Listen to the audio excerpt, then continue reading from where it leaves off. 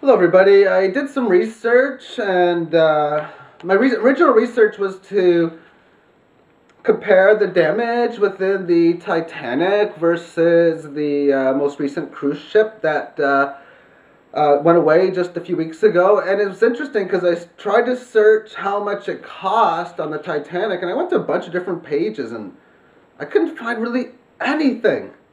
And sometimes when you do research, you come across some information you just don't expect to come across, and this is one of those examples. I'm going to go through it.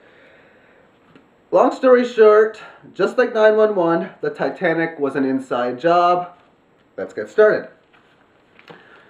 Back in 1912, when the Titanic sunk, there were two ships.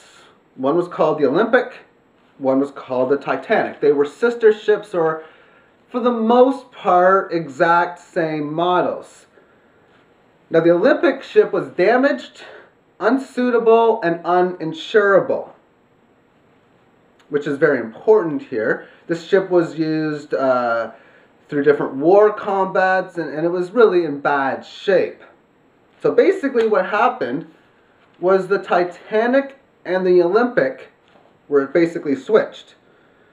And what happened was the Olympic crashed within a Navy cruiser, the HMS Hawk, so it could never ever pass any boarding test because of the damages in which it had. So I'm watching this documentary, and I'm going to talk about the actual documentary in a while, but as I'm going through the information from it. So as I'm here at this point, all I got at best is a yellow flag until they said that the ultimate owner of the Titanic was J.P. Morgan. So now yellow flags turn on to red flag, especially because J.P. Morgan, on the last minute, decided not to attend the ship.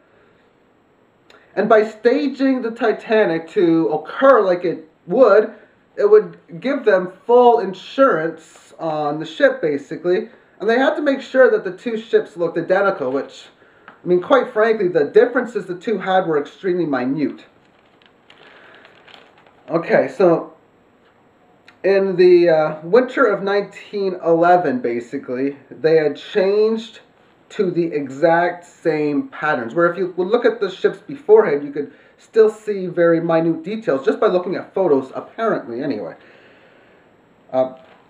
When the ship was about to go, the crew who were working within the coal bunkers, they knew that it was not new equipment. Surprisingly, there was a crew switch within it. Okay, now, near the end, 55 mainly first-class passengers. Most of them canceled at the last minute. Of course, J.P. Morgan canceled on the last minute. I heard someone say that he was ill, and someone say that he just wanted to extend his trip. Where in reality, if you were ill, well, then you can get treated on this ship. You're first class. You got all the doctors and everything that you need there. And why would he want to stay in Europe when this is his ship that he created? It's his first voyage. You think that you'd want to get on it. Therefore, when the ship left, it was pretty much a little over two-thirds full. It was not filled. Now, the captain knew that there was an iceberg ahead and did not slow down. And even the technology back then would state that there's no way you could hit it. It's like trying to drive through a road, knowing there's a red light, knowing you got to stop, but you don't anyway. It's something people wouldn't do. The captain of this ship was extremely experienced, and this wasn't in 1492, and Christopher Columbus sailing the seas and exploring it. These seas have been explored for quite some time.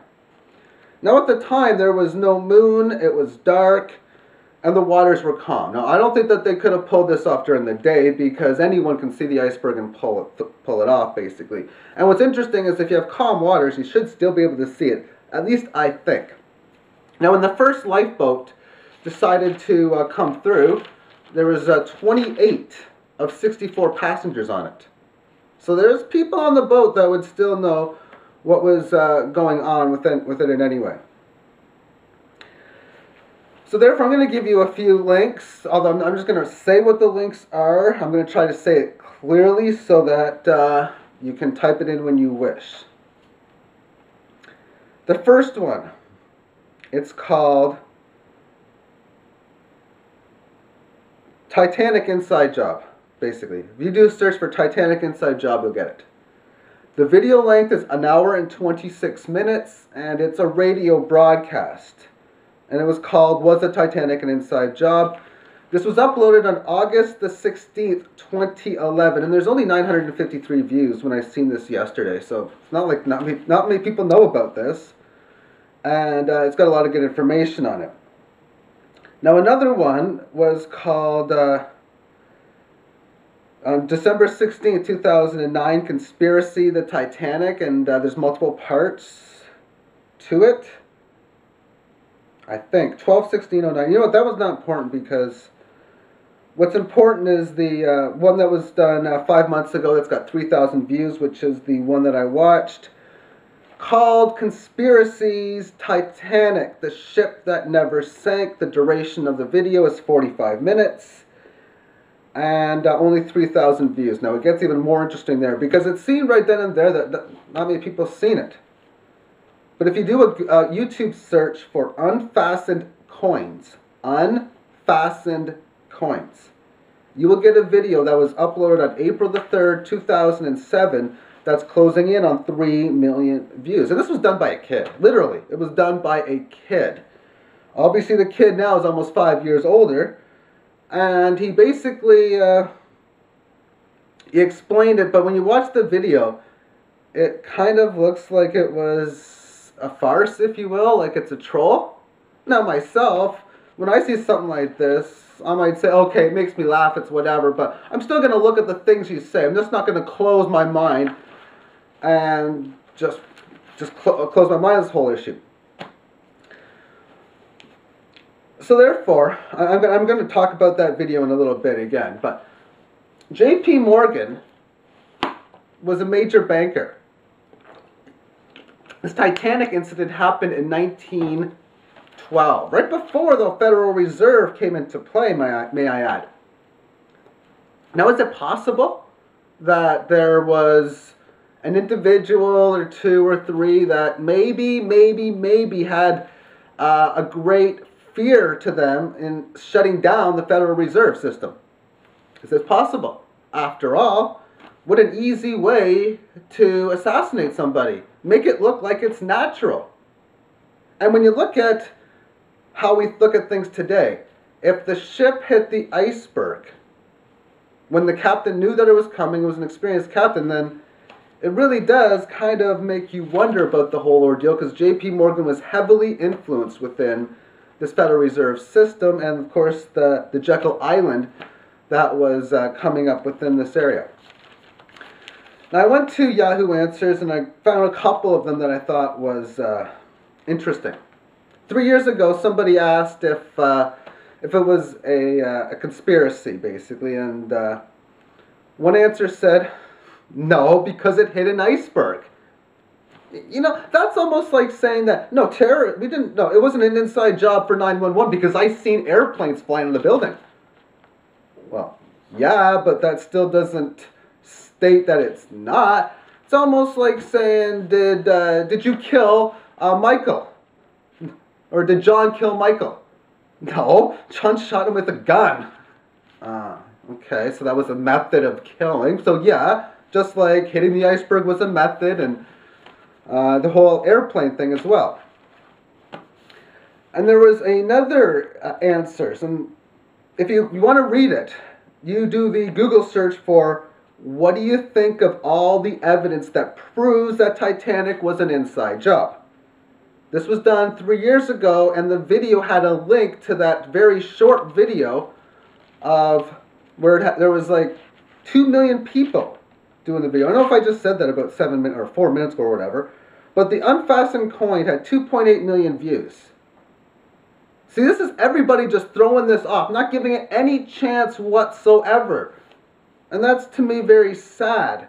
But if you look at every single one of the 22 answers, not one is going to give this person even an ounce of possible credit.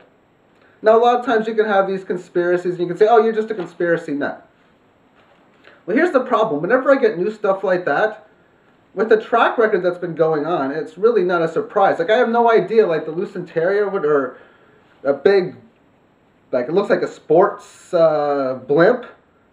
I have no idea if that was an inside job. I've never researched, but I would not be surprised if it was. The most recent one. You can say, oh, someone says right off the bat, oh, you're just a conspiracy theorist if you think it was an inside job. Well, if I think of both examples, do I think it was an inside job or do I think it wasn't? I mean, I'm going to say I'm unsure on both, but more side towards, of course, this being an inside job. So do your own research. That's the most important issue of this. Now, what's very, very interesting is the Titanic is, well, I never even knew the Titanic existed until the movie came out in 1997, which is kind of odd in a way. The movie comes out and, well, I'm watching the movie and I'm looking at this and I noticed they gave away the ending at the start. Because, like I say, I had no idea this happened in history, and I'm watching this, and as I'm watching through, I kind of realized that they're replaying a historical event. That was just so obvious at that point. But I didn't know about it by any means at all, which, again, I found quite interesting. And here we are, it's 2012, early 2012, and not only did I look at this evidence here, and it's like so obvious, I say to myself, how did it take me this long to figure this out? Because oftentimes, you just don't ask when you look at, say for example, fiat currency, debt-based currency. It's not like in 2001 or 2005 or 1996, you say to yourself, geez, I wonder if the currency is a fraudulent situation that's extremely harmful. No, you're not going to say that. But when something comes up to show you it's going to come there, same thing here. It's not like you come and say, I wonder if Titanic, there's more to it than I thought. And it's like, boom, no. But when the questions come and then, wow, you get the answers. And like I said, there's not too many people that have looked into this. 953 views on the August 16th video. And the nice documentary that I've seen only had 3,000 views on it, which is extremely low.